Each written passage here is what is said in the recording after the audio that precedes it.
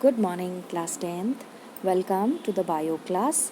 As you all know that we were on the chapter transpiration, so now I'm going to continue with adaptations in plants to reduce transpiration. ऐसी adaptations plant में जिससे हम transpiration के process को कम कर सकें. So this video is about the adaptations and also about the exudation. So children, सबसे पहले the first thing is that why some plants adapt themselves to reduce the process of transpiration. Why? क्योंकि ऐसे भी areas होते हैं जहाँ पर पानी की स्कैसिटी होती है, जहाँ पर पानी क्या होता है, कम होता है. तो ऐसे एरियाज़ जहाँ पर पानी कम होता है वहाँ पर अगर प्लांट से वाटर लॉस होने लगेगा तो प्लांट के अंदर पानी ज़्यादा नहीं रह पाएगा और प्लांट को सीरियस डैमेज हो सकता है. सो इस वजह से कुछ ऐसे एरियाज़ होते हैं जहाँ पर ड्राई क्लाइमेट होता है, जहाँ पर पानी की स्कैसिटी होती है, वहाँ पर प्लांट्स अपने आप को अडाप्ट करते हैं ताकि वो ट्रांसपिरेशन प्रोसेस को रिड्यूस कर सकें. So let us see that what are the adaptations. Now children, the first adaptation here is sunken stomata. What do you understand by sunken stomata? Sunken stomata का मतलब है that stomata are present in the pits. Suppose this is the surface of the leaf. तो यहाँ पर क्या होगा कि stomata in pits में present होंगे. Now because of this जो भी एयर करंट होगा उस एयर करंट की वजह से वाटर वेपर नहीं जा पाएगा because it is present in the pit. Otherwise अगर सरफेस पर होता तो वाटर करंट के साथ जो भी एयर करंट के साथ जो भी वाटर वेपर होता वो इवापोरेट हो जाता, चला जाता साथ में. तो संकन स्टोमेटा की वजह से ट्रांसपिरेशन कैन बी रिड्यूस्ड. यहाँ पर you can take a look. A sunken stomata is a stomata in a small pit which protects the escaping of water vapor from air currents, decreasing water loss from the leaf. Sunken stomata are commonly found in plants in arid environment as one of their adaptation to prevent water. Now children, next adaptation is fewer stomata. तो transpiration process को reduce करने के लिए ऐसे भी plants हैं जिनमें stomata का नंबर क्या होता है, कम होता है. और ऐसे भी हैं जिनकी लीव्स क्या होती हैं, नैरो होती हैं. नैरो लीव्स की वजह से क्या होगा, वहाँ पर स्टोमेटा का जो नंबर है वो भी कम होगा और जो लीव्स पतली होंगी तो उन पर डायरेक्ट सनलाइट नहीं पड़ पाएगी प्रॉपरली, तो वहाँ से इवापोरेशन भी कम होगा.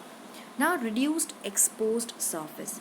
ऐसे भी प्लांट्स होते हैं जो अपने आप को ट्रांसपिरेशन प्रोसेस अपने से ट्रांसपिरेशन कम करने के लिए अपनी लीफ को या तो रोल कर लेते हैं और दे कैन कर्ल देमसेल्फ. अगर कोई लीफ ऐसे है और इस लीफ ने अपने आप को इस तरह से रोल कर लिया तो इसका जो एक्सपोज्ड सरफेस है वो क्या हो जाएगा, कम हो जाएगा. And because of the decrease in the exposed surface the transpiration will also reduce.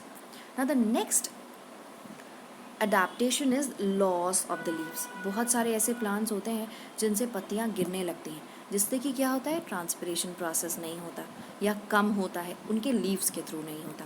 और thick cuticle, this point we have already discussed in cuticular transpiration. Thick cuticle, जितनी ज़्यादा थिक क्यूटिकल होगी उतना कम ट्रांसपिरेशन क्यूटिकल के through होगा. तो इस थिक क्यूटिकल की वजह से भी ट्रांसपिरेशन हम कम कर सकते हैं. ना चिल्ड्रन, ट्रांसपिरेशन का सिग्निफिकेंस क्या है, what is the importance of transpiration. पहला है कूलिंग इफेक्ट. ना children, suppose this is the leaf. अब because of the direct sunlight falling on the leaf surface and the heating up of the surface, the enzymes present in the leaf may get denature.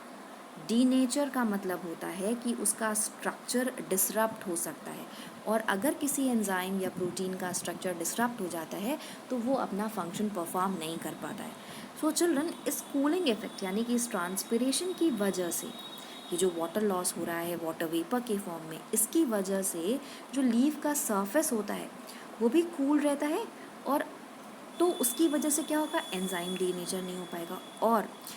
और एक और चीज़, जैसे suppose ये एक tree है, अब इसकी लीव्स जो है वो ट्रांसपिरेशन का प्रोसेस कर रही है, तो इसके आसपास का जो भी एरिया होगा इसके नीचे का, वो भी वहाँ पर भी थोड़ी सी ठंडक रहेगी इन अ ब्राइट सन और in a bright sunny on a bright sunny day. ना चिल्ड्रन, नेक्स्ट इज क्या इंपॉर्टेंस है, सक्शन प्रेशर।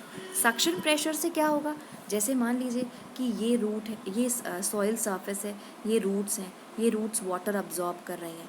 अब क्या हो रहा है, ऊपर से ट्रांसपिरेशन हो रहा है, तो जैसे ट्रांसपिरेशन होगा या वाटर लॉस होगा, वैसे ही सेल के अंदर ऑस्मोटिक प्रेशर बढ़ जाएगा। ऑस्मोटिक प्रेशर, अब ये ऑस्मोटिक प्रेशर क्या होता है, जैसे यहाँ पर नॉर्मली पानी था, लेकिन टगर प्रेशर बढ़ने की वजह से पानी इवेपोरेट होने लगा, और टगर प्रेशर पड़ने की वजह से पानी की एक फिल्म बन गई सेल के पास, और जैसे ही प्रेशर पड़ता गया, ये फिल्म से वाटर इवेपोरेट होके ट्रांसपिरेशन के फॉर्म में निकलता गया।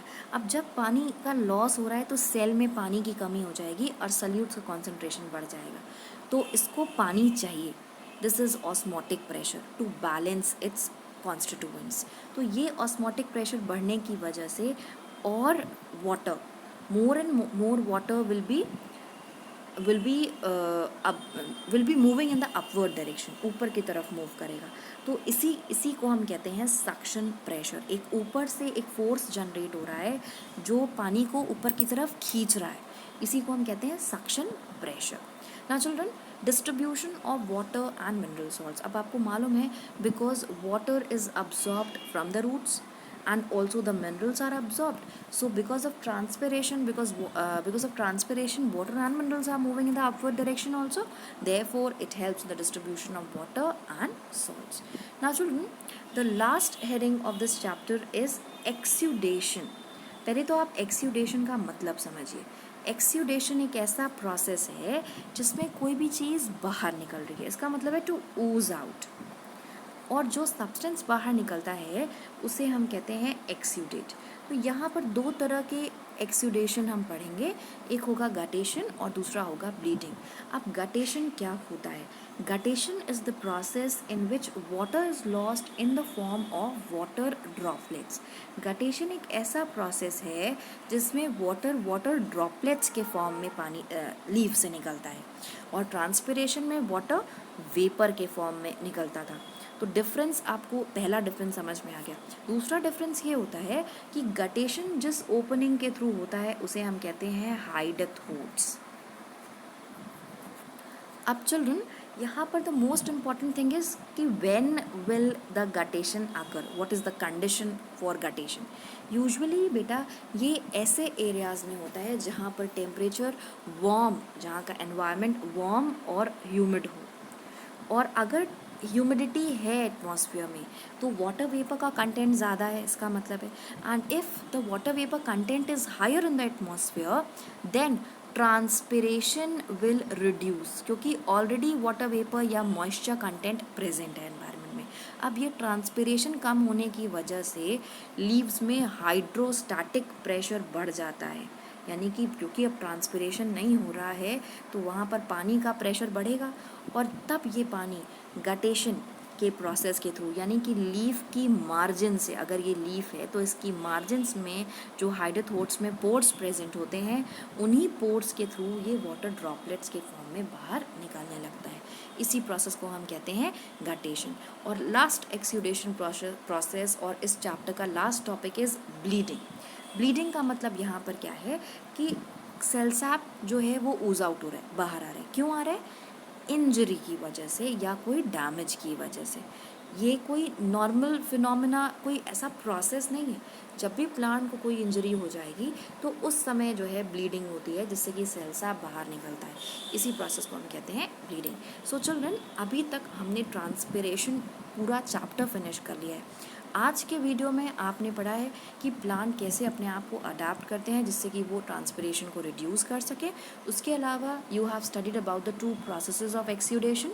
The first one is guttation and the second one is bleeding. Now children, with this chapter transpiration is over. Now I will start the next chapter, that is genetics. I will upload the video of genetics, and please go through the videos. If you have any problem, comment there. I will try to sort out your problems, and please don't forget to like, share and subscribe. Thank you.